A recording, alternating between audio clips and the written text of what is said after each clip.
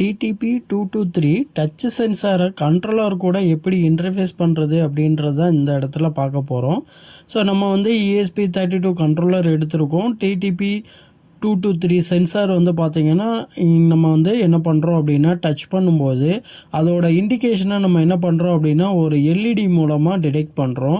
So அப்போ அந்த LED அப்படின்றது வந்து என்ன பர்பஸ்க்காக அப்படின்னா டச் எனேபிள் ஆச்சு அப்படின்னா எல்இடி வந்து ஆன் ஆகும். ஸோ இதுதான் வந்து பார்த்திங்கன்னா நம்ம பண்ணியிருக்கக்கூடிய அப்ளிகேஷன்.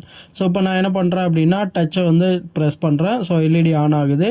அதே மாதிரி வந்து பார்த்திங்கன்னா அந்த இடத்துல டச் பண்ணும்போது ஒரு எல்இடி பிளிங்க் ஆகும் ரெட் கலரில். திருப்பி வந்து க்ரீன் கலர் எல்இடி அப்படின்றது நம்ம கண்ட்ரோலர் மூலமாக எனேபிள் பண்ணக்கூடிய எல்இடி.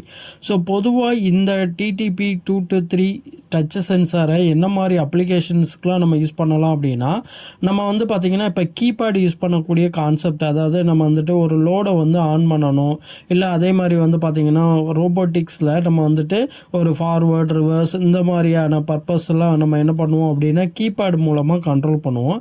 ஸோ அந்த மாதிரி அப்ளிகேஷன்ஸுக்கு இப்போ நமக்கு வந்து பார்த்திங்கன்னா டச் சென்சார் அப்படின்னு சொல்லக்கூடிய இந்த மாடியூல் வந்து அவைலபிளாக இருக்குது. ஸோ இந்த மாடியூல் மூலமாக நம்மளால் என்ன பண்ணிக்க முடியும் அப்படின்னா, நம்ம எம்பெடட் சிஸ்டமில் டச் அப்படின்னு சொல்லக்கூடிய ஒரு விஷயத்தை வந்து கிரியேட் பண்ணி அது மூலமாக நம்மளால் வந்து கண்ட்ரோல் பண்ணிக்க முடியும்.